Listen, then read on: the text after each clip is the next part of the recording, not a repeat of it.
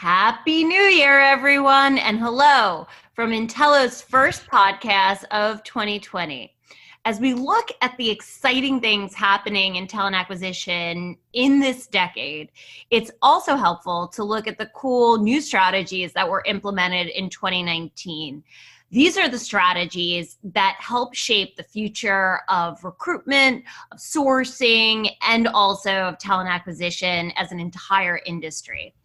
As we all know, with the increased automation and recruitment technology tools out there, there's been a big push across the industry to ensure that we keep the human element alive in the recruitment process. This is important because we need this to actually connect with candidates and also differentiate our employer brand. So today, I'm super excited to have Jim D'Amico, the global talent acquisition leader of Celenase, on our podcast today. He's here to talk about some of the talent acquisition initiatives he and his team accomplished in 2019. Most notably, how he was able to improve his team's hiring velocity, surpass their hiring goals, and he did this by completely shifting his focus and adopting a storytelling approach to how they recruit.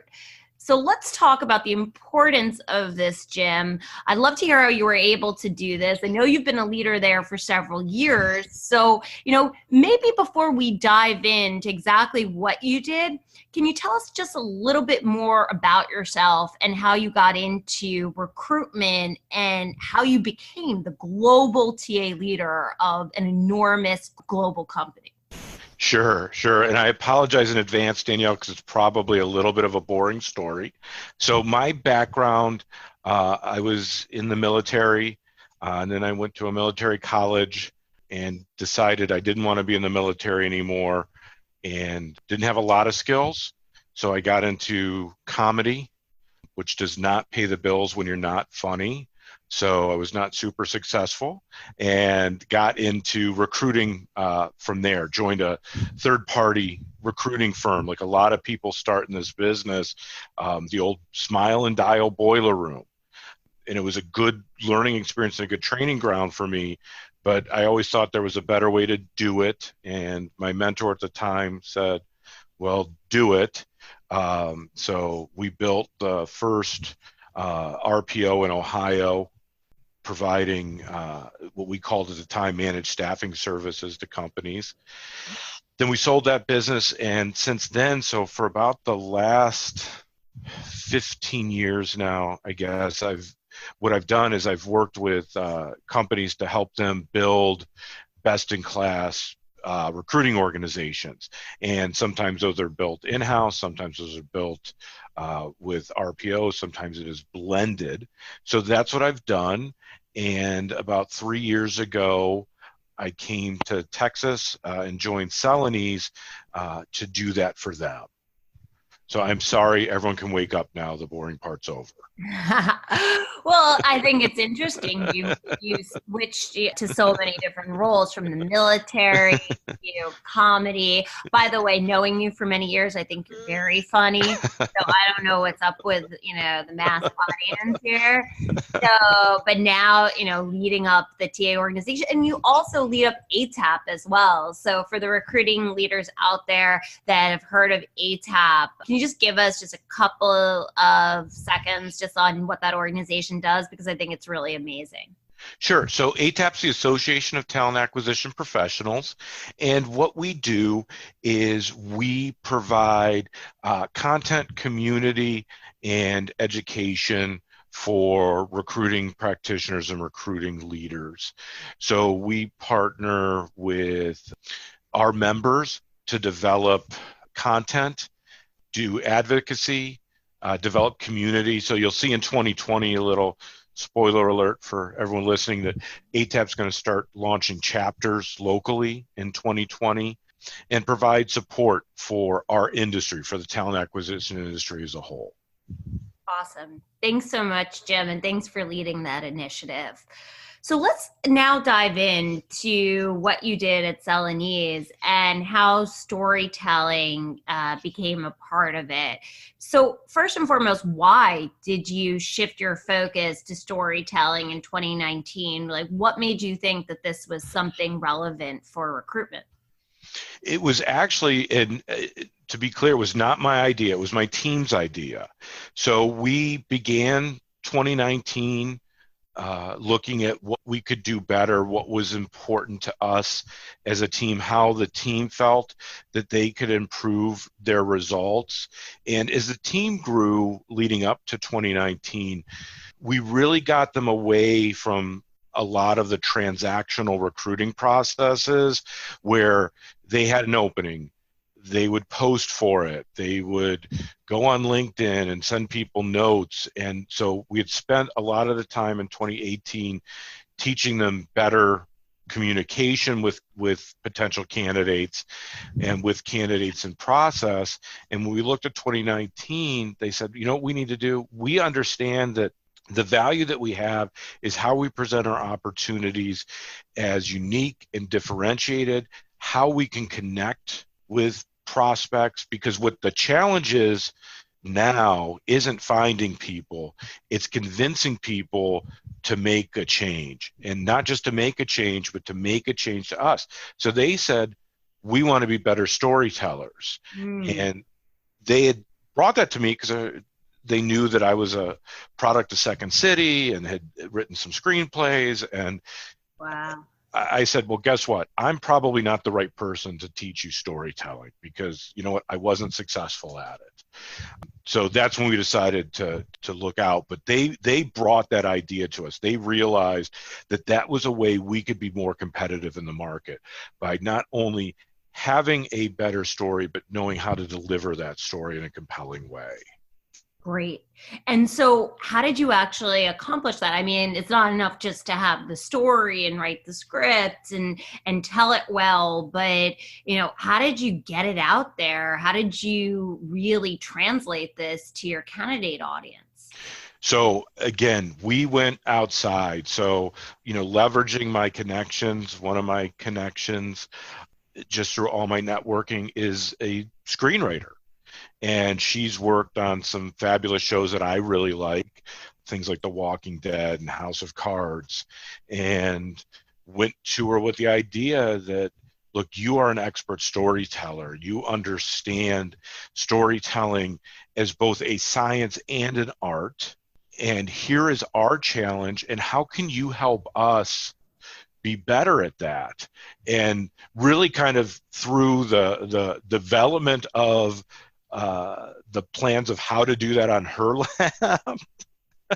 And so she did a workshop with my team, and it was fantastic because we told her what we were really looking for, which was, one, how do we build a compelling story?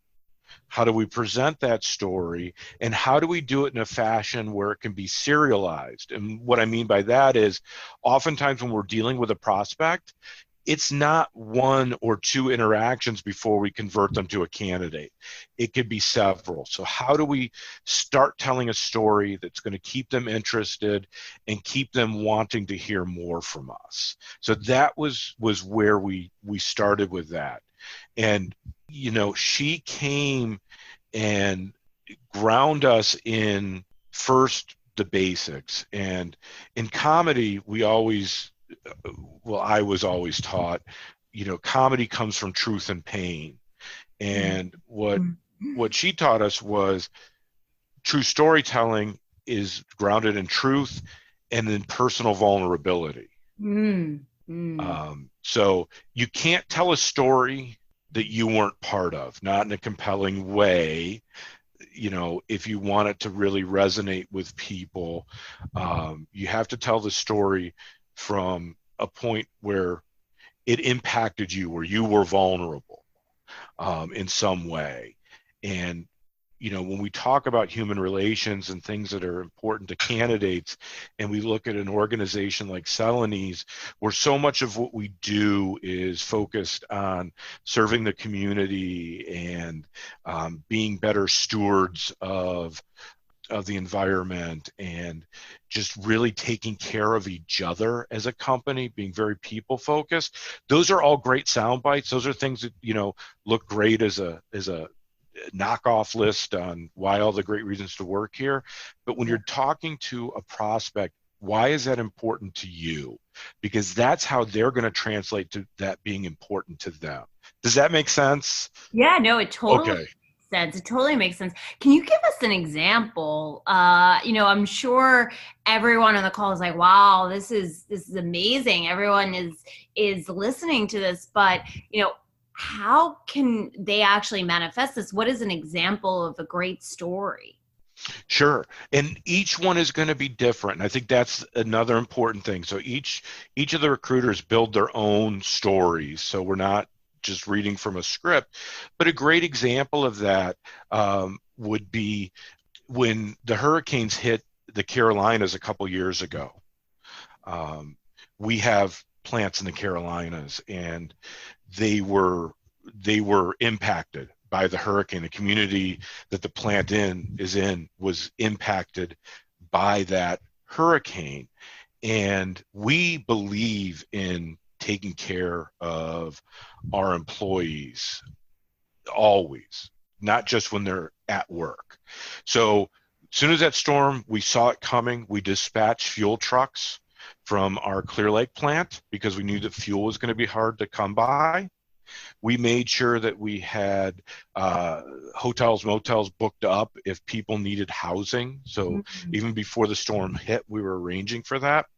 After the storm passed, our plant became the focal point for our employees. So if they needed food, it was there, hot meals were there, and they could go up and get fuel, not buy fuel, get fuel. Okay, we're across the street from a fuel company that was selling their employees fuel at cost. Wow. So we were there. And then I had worked in the past at our Enery plant, and had gone out to Enery shortly after that, and it helped with work they were doing to support those employees. But it's those kinds of things that are really human that great. There's a lot of companies that make products like we make, that do things like that we do, that you can work for, that are Fortune 500 companies like we are. But how many are going to do that? How many are going to really care for their people? Yeah, that's really wonderful. And I assume this comes all, from leadership and it pervades the entire organization. Do you also bottle those executive stories? Does the executive team get involved in the storytelling for recruitment? Yes, they certainly do. We use them, very strategically. Oftentimes, we want them to tell their story face to face. We have some great leaders at this organization. Our CEO, Lori Ryerkirk, who is one of the few female Fortune 500 CEOs, has a great story about how she got to where she is now. That Great. is very powerful. Our CFO, same thing. Yeah, he's grown up in Celanese, and again, that's a different story about how he's grown up in the company. Mhm. And all of our people have been impacted or have impacted other employees. It's phenomenal, and people are really happy. That's what I think what's great here is people are happy to share those stories. Yeah, I think that's wonderful. It really is. So I assume this has truly been a differentiator. What have candidates said about this? Have you received feedback on how it's impacted their decisions? Absolutely. So we've received direct feedback from candidates that, they feel very connected before they even come in, right? So we get them connected to us. By the time they may come in on site for interviews, they already feel like this is a family I want to be a part of. And what's important is because the stories are based in truth, they see it at every step. They see the things that we're talking about as an organization, even though they might be personal to me, you see it echoed throughout the process. One of the ways that we really truly measure that is in referrals from rejected candidates. So candidates that we didn't hire. And in all honesty, that's the majority of candidates we work with. Mm-hmm. Only one gets the job. Right. But we hope it was such a good and compelling experience that they'll continue to refer people to us. And they do.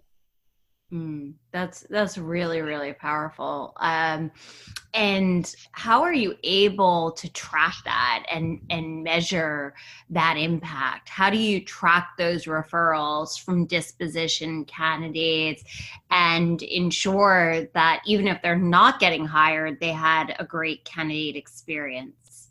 Sure. So there's a couple of ways. So one, we do measure candidate experience, not just the candidates we hired. So we do surveying. We do participate in the Candies, which I'm so thrilled to say that when we first started the Candies, we were a winner, but we were a little bit further towards the end of the winners. Yeah. We moved up, I think, 17 spots this year. Wow. So we think that that's a great measure of that. And then also the recruiters reach out to those rejected candidates and ask for referrals and track, what referrals they're getting. Okay. Yeah, no, congrats on that. That's a really, really big impact. And obviously moving up in terms of the order in the candidate experience awards, that's hard to do because the players on that list, they are amazing. They're doing incredible things. I've spoken to a lot of the heads of talent of those companies, and they don't rest. So congrats again on that. So, that's really wonderful. And you're definitely measuring a lot. How are you measuring the overall success of this new approach? Have you seen an increase in velocity of the number of hires you've made? Have you seen higher conversion rates? And then how are you forecasting the impact this will have in 2020? Sure. So yes to all that. We've seen increased velocity, which is really important to us. We've also seen, I'm trying to put this into a metric that is not a gym term, but is more universal. But we've seen better candidate conversion. And we've seen what really has surprised us. We predicted a lot more offer turndowns just based on competition in the marketplace. With companies we know that we pay well, but we're not always the best. We compete against oil and gas a lot. So we factor in, a certain percentage of turndowns, and we haven't seen that. They love the story. They want to be part of the story. So they're staying through our process and converting to candidates from prospects and then converting to hires and staying on. So we think that's important. I think one of the other things we're going to look to measure as we go into our second year of this is how the story is evolving with some of those new hires and how they could be part of communicating their stories. So one of our tech ads this year, and we're a little bit behind the curve on this, but we're going to do a lot more video because stories are great, but if we can, just like real screenwriters and directors, if we can get them out to a mass audience, that improves our ability to do what we're doing. So we think we're going to continue. The trends look good. The last quarter of last year, we were at really high velocity. We feel like, people talk about pipelines, but we feel that we're finally getting to the point where we're reaching out, we're working the candidate marketplace with these stories, we're getting stable pipelines, and we'll be able to reduce, the time to fill, hopefully retention. We already have very low retention, but hopefully that will continue to stay low. Mm-hmm. So there's a lot of factors to look at. No, that's great. I mean, this is awesome, Jim. Like, I have not heard of any talent acquisition organization really prioritizing storytelling itself. Obviously, there's a big push on recruitment marketing and getting the employer brand out to more candidates, but definitely have not heard about this emphasis on storytelling, which is really exciting. So, what other tricks do you have up your sleeve? What other things do you have in your toolkit that you think we should know about? So, because this is interesting stuff. Well, it all starts with our people. That's number one. So the technology we give our people enables them to be better, but they have to be solid and confident and comfortable in what they do. One of the things that we've done for several years that I still don't see a lot of great adoption on is we do a lot of IP targeting.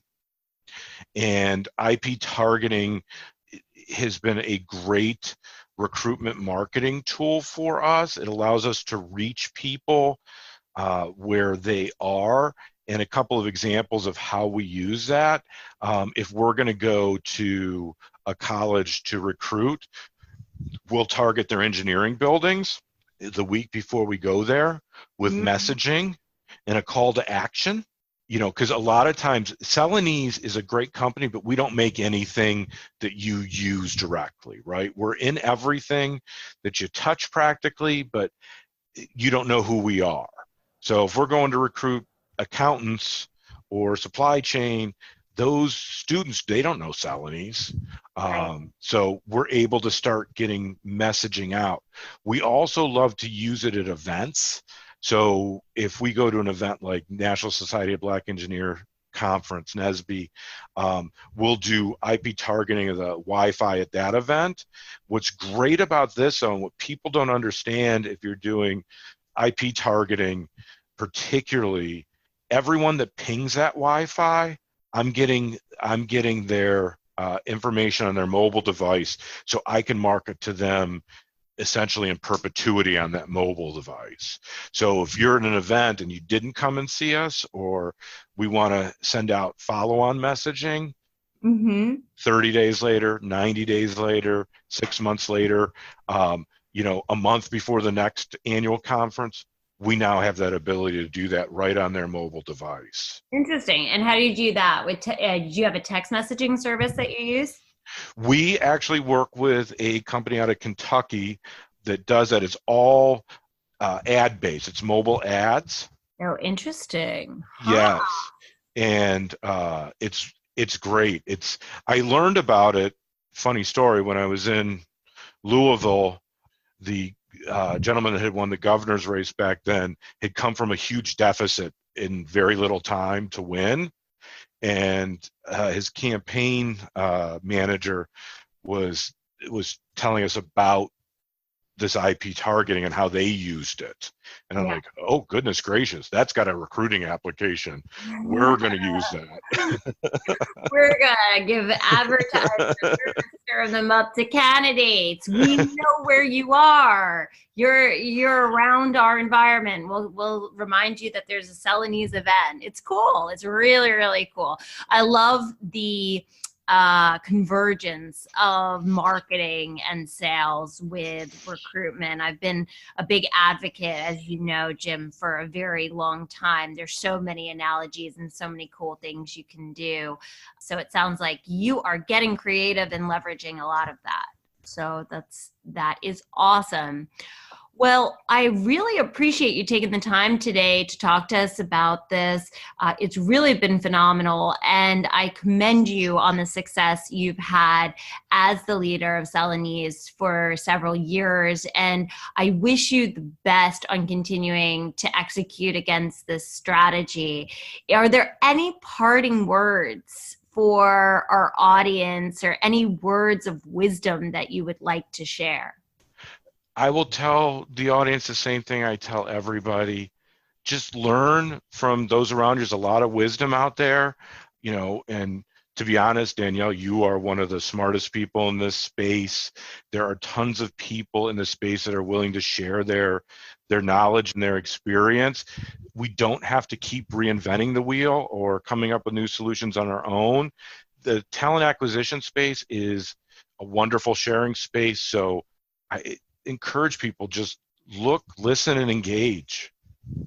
I think that's great advice. And hopefully, this podcast can help people learn and we can diffuse your knowledge and wisdom out there so that people continue to learn and be curious about our industries. So, thank you again, Jim. I hope you have a wonderful day, and I look forward to chatting with you off the podcast. Yeah, thank you, Danielle. I do as well. Thank you very much. All right. Bye. Bye.